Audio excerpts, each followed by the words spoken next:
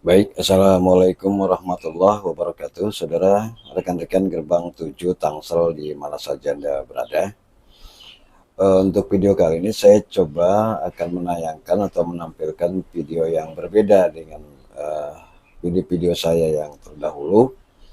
Untuk kali ini saya akan mengomentari masalah sesuai dengan judul di atas, yaitu blunder Ketua MK dalam memberikan putusan memecat Anwar Usman sebagai Ketua MK. Nah, tentunya hal-hal seperti ini yang sedang banyak dibicarakan dari kalangan masyarakat, baik dari itu kalangan politik maupun masyarakat-masyarakat lain yang saat ini memang kita disajikan oleh suatu drama politik ya yang ada di Indonesia menjelang pemilihan presiden 2024 yang akan datang. Nah, saudara, sebelum saya masuk kepada materi blunder tersebut, ya, saya akan jelaskan dulu. Kita harus tahu dulu apa yang dimaksud dengan Mahkamah Konstitusi. Sebagaimana kita ketahui bahwa hakim Mahkamah Konstitusi itu terdiri dari 9 orang, ya. Dari 9 orang ini, 3 orang diusulkan oleh Dewan Perwakilan Rakyat atau DPR, kemudian 3 orang diusulkan oleh Presiden, dan 3 orang diusulkan oleh Mahkamah Agung. Jadi totalnya adalah 9 orang. Nah, hakim dari 9 orang ini kemudian ditetapkan oleh Presiden melalui keputusan, ya. Nanti Presiden membuat satu keputusan dan menetapkan bahwa 9 orang ini adalah sebagai hakim Mahkamah Konstitusi. Nah, setelah ditetapkan oleh Presiden dan menjadi hakim Mahkamah Konstitusi, kemudian hakim yang 9 orang ini diberikan wewenang untuk memilih ketua, wakil ketua, dan anggota. Dari hakim 9 orang itu kemudian mereka melakukan pemilihan ketua, wakil ketua, dan anggota, dan terpilihlah seperti periode kemarin, yaitu ketuanya adalah Anwar Usman dan anggota serta wakil anggota atau anggota yang lain itu masuk dalam kategori susunan daripada organisasinya Anwar Usman selama masa jabatan kurang lebih 3 tahun ke depan, ya. Nah, dari pembentukan daripada ketua Mahkamah Konstitusi tersebut, kemudian apa saja yang harus dilaksanakan Mahkamah Konstitusi? Tentunya tugasnya berbeda dengan peradilan-peradilan lain seperti Mahkamah Agung atau pengadilan-pengadilan lain. Mahkamah Konstitusi di sini adalah untuk memeriksa perkara-perkara yang menyangkut perihal tentang konstitusi, baik itu undang-undang dasar maupun keputusan presiden dan sebagainya.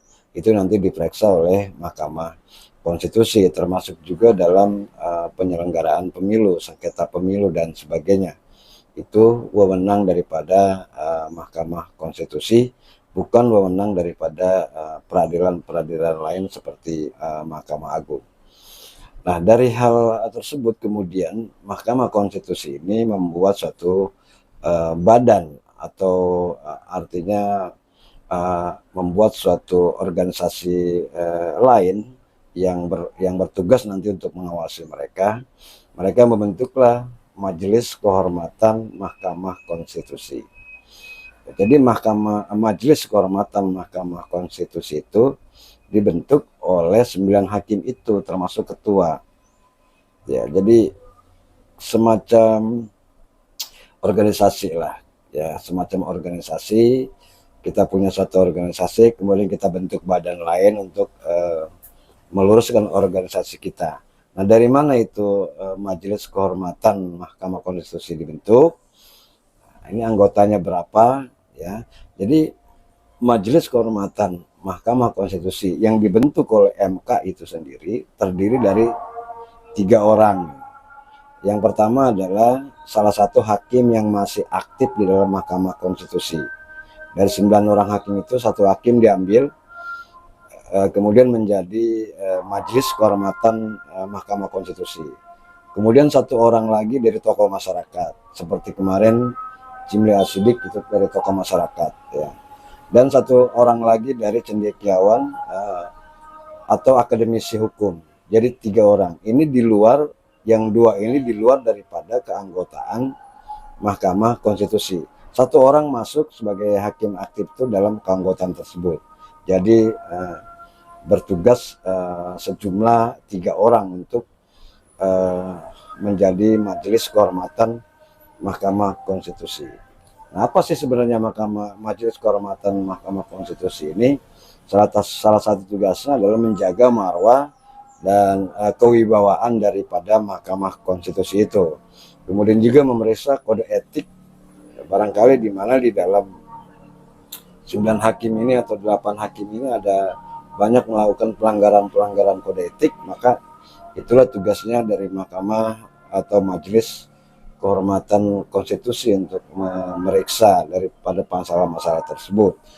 Jadi putusan MK kemarin yang kemudian memecat ketua MK ini menjadi blunder, karena memang di dalam undang-undang kita, undang-undang dasar kita, tidak ada kewajiban dari Majelis Kehormatan Konstitusi itu untuk memecat daripada ketua MK-nya.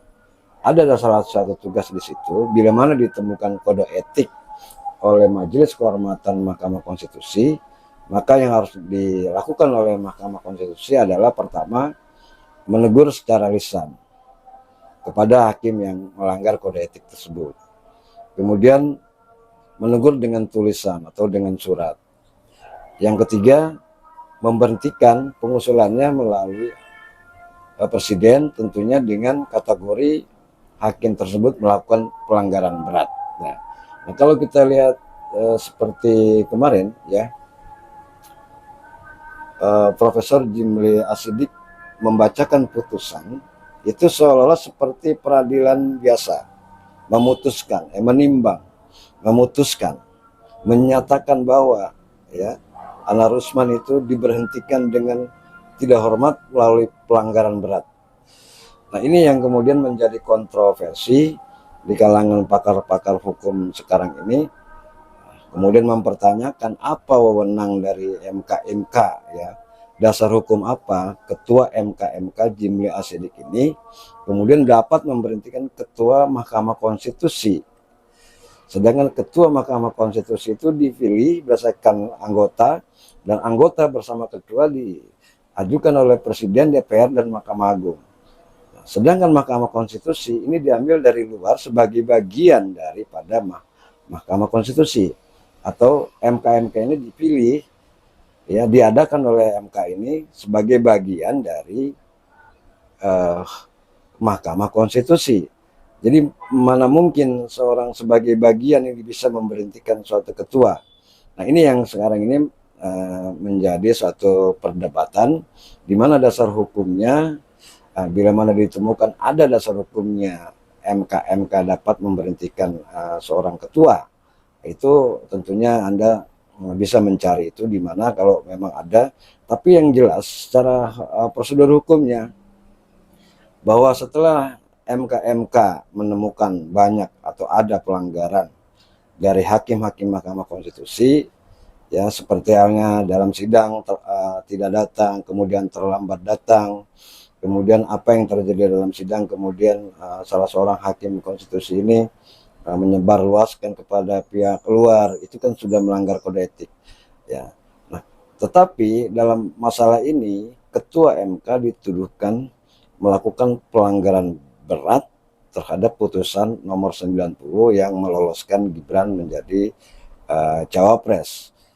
Perlu kita ketahui bahwa ada 4 perkara yang diajukan oleh masyarakat ya, oleh mahasiswa, akademisi, dan segala macam ya. 3 perkara ini sudah ditolak oleh MK, oleh Anwar Usman dan rekan-rekannya, karena ini menyangkut usia daripada cawapres yang akan datang, atau juga yang dimaksudkan adalah sekarang ini.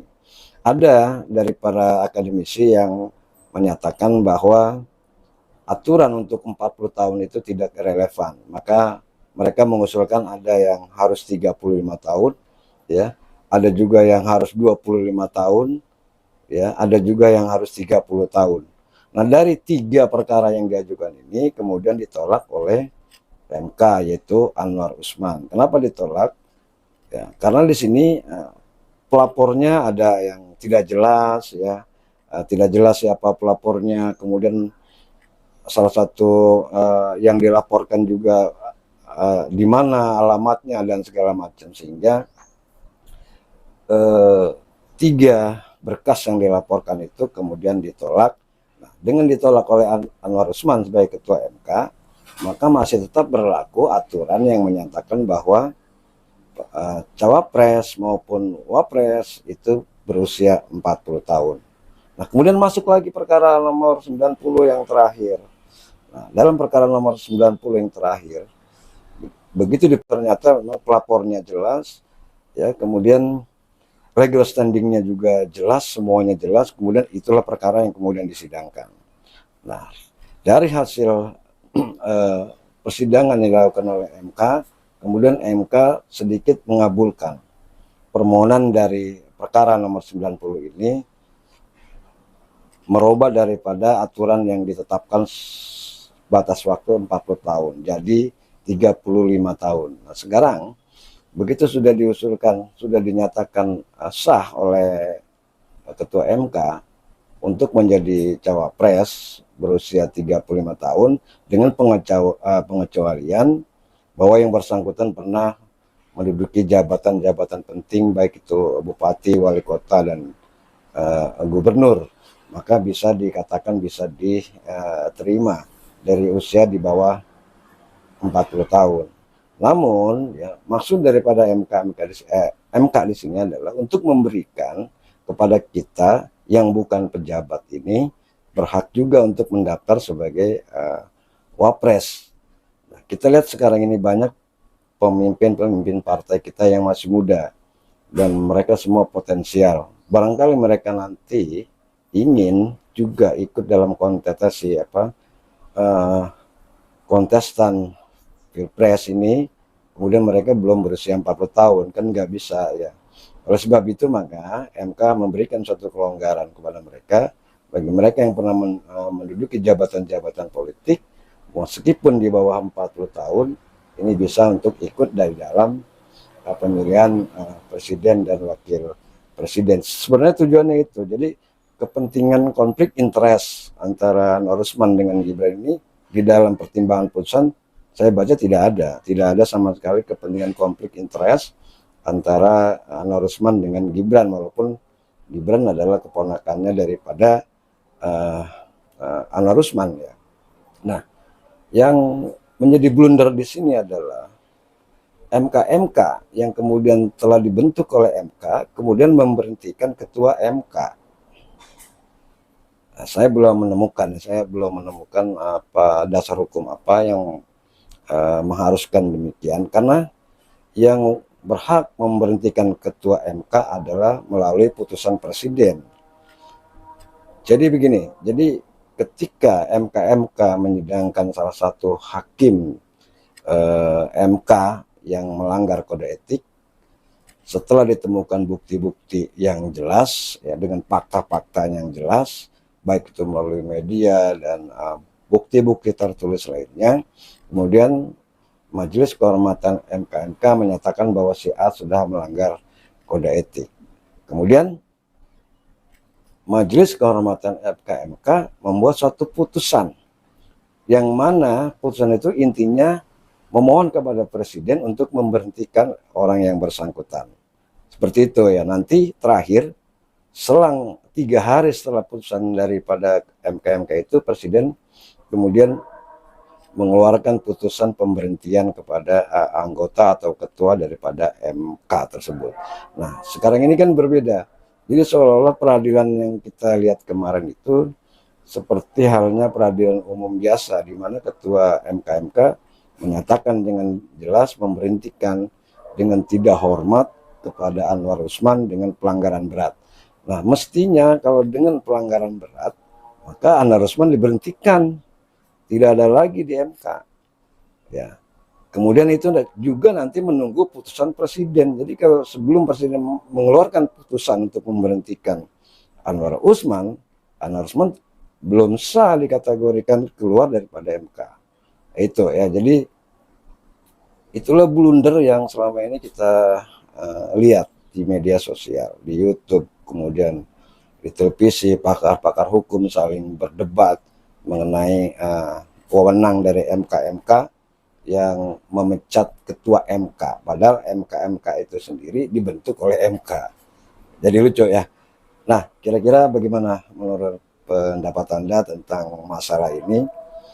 Mudah-mudahan ke depan kita pun sebagai warga negara Indonesia yang meskipun kita berusia 35 tahun, tapi kita mempunyai kompetensi di dalam mengurus negara ini, ya kita tentunya wajib juga tuh untuk menjalankan diri sebagai wapres atau cawapres ya berdasarkan dari putusan 90 yang kemarin ya. Namun ya ini kan kemudian ditentang oleh lawan-lawan politiknya karena mengingat ada satu keterkaitan Anwar Usman dengan Gibran ini adalah keponakan dan segala macam. Tapi yang jelas sebagai orang hukum kita melihat fakta hukumnya dahulu ya sebelum kita menyatakan ini ada konflik interest, ada kepentingan. Dari fakta hukumnya dulu yang harus kita lihat, ternyata di dalam pertimbangan Mahkamah Konstitusi kemudian membuat satu keputusan, itu tidak satupun ditemukan adanya konflik interest dari Anwar Usman kepada Gibran. Kebetulan saja Gibran ini adalah salah satu keponakannya daripada Anwar Usman. Jadi publik menilai bahwa ini adalah satu kepentingan. Tetapi dalam hukum kita tidak bisa menyatakan ini kepentingan tanpa kita bisa buktikan apakah dalam putusan menyatakan bahwa ini adalah keponakan saya atau bagaimana, itu semuanya tidak ada. Nah kalau sudah demikian artinya ini konflik ini adalah konflik kepentingan antara orang-orang yang tidak senang kepada Jokowi ya, kemudian orang-orang yang berusaha mencalonkan pasangannya agar tidak ada suaranya di daerah-daerah tidak termakan dengan suara Jokowi dan sebagainya. Jadi itu ya menurut saya itulah yang menjadi blunder ketua MK ya kemarin ini Jimli Asidik, yang kalau kita lihat di Hotman Paris Rome banyak kemudian diprotes sehingga kita bisa mengerti oh seperti itu ya kira-kira kenapa pakar-pakar hukum sekarang ini kemudian menyatakan bahwa Gibran ini melenggang dengan mudah berdasarkan putusan MK. Ya, nah, nanti kalau diuji kembali putusan MK 90 di Mahkamah Konstitusi dengan hakim-hakim yang baru, kemudian dikabulkan pengujian itu, maka itu akan berlaku pada tahun pemilu yang tahun 2029 yang akan datang. Jadi bukan pada tahun ini karena pemilu kita memiliki tahapan-tahapan pemilu yang harus dijalankan. Ya. Jadi putusan 90 ini tidak berbenturan dengan tahapan-tahapan yang sekarang. Nah, untuk itu maka putusan 90 ini bisa dipakai untuk periode tahun ini sambil menunggu putusan-putusan berikutnya. Itu saja, mudah-mudahan ada manfaatnya, dan kepada Anda yang memiliki pendapat lain silakan tulis di kolom komentar di bawah ini. Terima kasih. Wassalamualaikum warahmatullahi wabarakatuh.